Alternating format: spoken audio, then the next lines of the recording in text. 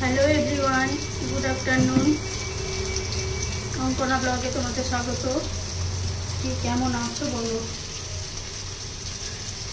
আজ সকাল সকাল একটু বেরিয়েছিলাম একটা কাজে, তো এই একটু আগেই ফিরলাম। তো শুধু খালি ড্রেসটা চেঞ্জ করে চলে এসেছি রান্নাঘরে। দেখো সবাই আমার ভাত হয়েছে, এত বেলা হয়ে গেছে। ভাত হয়েছে, এরকম কচুর লতি রান্না করছি, আর হবে মাংস, মাটন। দেখো, আর কচুর লতি করবো, তাই এরকম মাছের মাথাটা ভেজে রেখেছি। একটু মাছের তেল আর একটু মাছের মাথা ভেজে রেখেছি। এখন কচুর লতিটা বসিয়ে দিয়েছি। তো কচুর লতিটা রেসিপি তোমাদেরকে শেয়ার করছি আজকে। দেখো, আমি প্রথমে একটা গরম জলে কচুর লতিটা একটু ভাপ দিয়ে নিলাম। জানি না তোমরা কীভাবে করো, বাট আমি এইভাবে করি, তোমাদের এটা শেয়ার করছি। এরকম ভাত দিয়ে নিয়ে তারপরে তেলে একটু কালো জিরা, একটা শুকনো লঙ্কা দিয়ে দিয়েছি। শুকনো লঙ্কা দিয়ে তারপরে কচুর লতিটার মধ্যে দিয়ে ফ্রাই করছি। হালকা ফ্রাই করবো, মানে বেশি ফ্রাই করা যাবে না, তাহলে চিংড়া হয়ে যাবে। তো হালকা ফ্রাই হয়ে এসছে। আর আমি দেখো আগের থেকে অল্প কিছুটা আমচুর জলে ভিজিয়ে রেখেছি।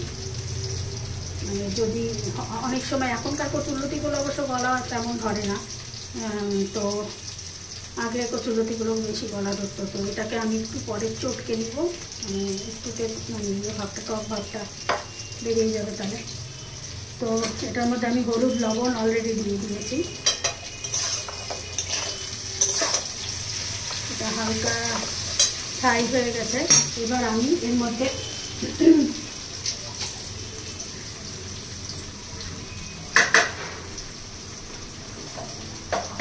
একটু আদার পেস্ট দিয়ে দেবো, আর দেবো অল্প কাঁচা লঙ্কা পেস্ট করে রেখেছি ওটা। আর দেবো অল্প রসুনের পেস্ট, একটু বেশিই দেবো, কারণ এটা একটু ঝাল ঝাল মানে হবে, আর একটু রসুনের গন্ধটা, ফ্লেভারটা একটু বেশি আসবে, তো খেতে টেস্ট হবে। তো সেই কারণে আরও আমি একটা স্কিপ করে গেছি, তোমাদের বলতে ভুলে গেছি। এর মধ্যে আমি একটু যখন কালজিরা দিয়েছি তখন মানে একটা মতন পেঁয়াজ কুচিও দিয়ে দিয়েছিলাম তেলের মধ্যে, তারপরে কচুর লতিটা দিয়েছি। দেখো রসুনটা আমি দিয়েছি 1 চামচ, আর মানে মনে করো দুটো মিডিয়াম সাইজের রসুন পেস্ট। তো এটাকে আমি এখন কিছুক্ষণ নেড়ে নেব। আর এর মধ্যে আমি এখন আমচুরগুলো একটু কচলে এর মধ্যে দিয়ে দেবো। এটার মধ্যে আমচুরগুলো দিয়ে দিচ্ছি।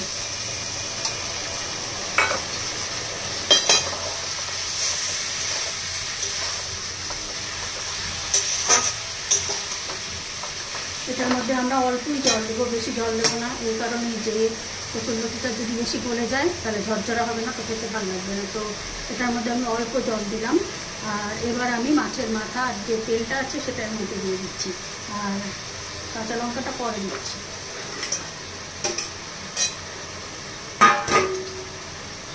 কচুর লতিটা যেহেতু আমি আগেই ভাপ দিয়ে রেখেছি, তো সেই কারণে আমি অল্প জল দিলাম। বেশি জল দিলে একদম নরম হয়ে যাবে, ভালো লাগবে না খেতে।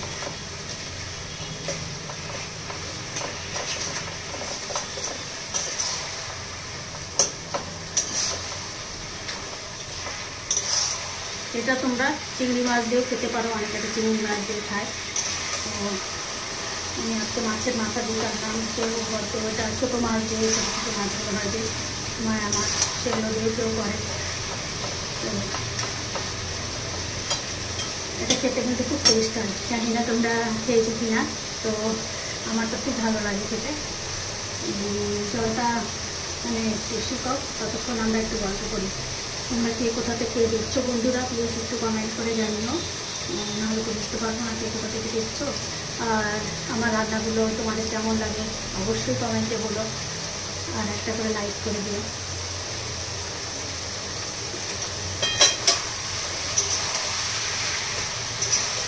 গরমে সে দৌড়াতে এলাম, একটা কাজে গেছিলাম, তো সেখানে না গেলেই ছিল না, না গেলেই না আর কি। তো তাই জন্য সকালেই বেরোতে হয়েছিল, আর বাইরে তো প্রচুর বুঝতেই পারছো, বাড়িতেই গেছিলাম। তো সেই কারণে আসতেও লেট হয়ে গেল। আর সেই তো এখন মনে করো রান্নাঘরে বুঝতেই পারছো কি গরম লাগছে, দেখো চোখ মুখে নিয়ে চাপ। তো আমরা এর মধ্যে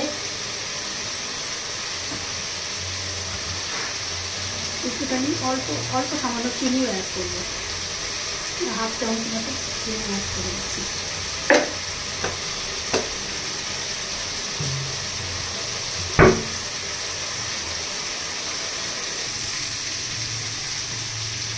জলটা মোটামুটি শুকিয়ে গেছে, দেখো একদম জলটা টেনে গেছে।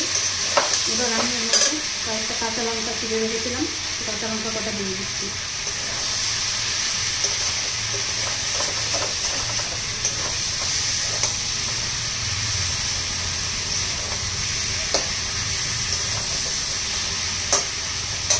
আমার রান্না মোটামুটি রেডি।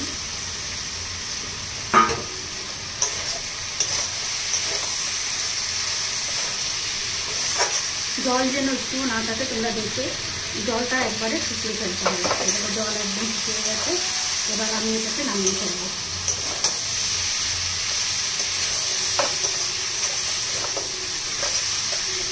এটা তোমরা গরম ভাতে একবার খেয়ে দেখবে, বুঝতে পারবে না। আর নুন ঝালটা একটু বেশি থাকবে, নুন ঝালটা যদি একটু বেশি হয় তো এটা টেস্ট এমনি ভালো লাগে খেতে।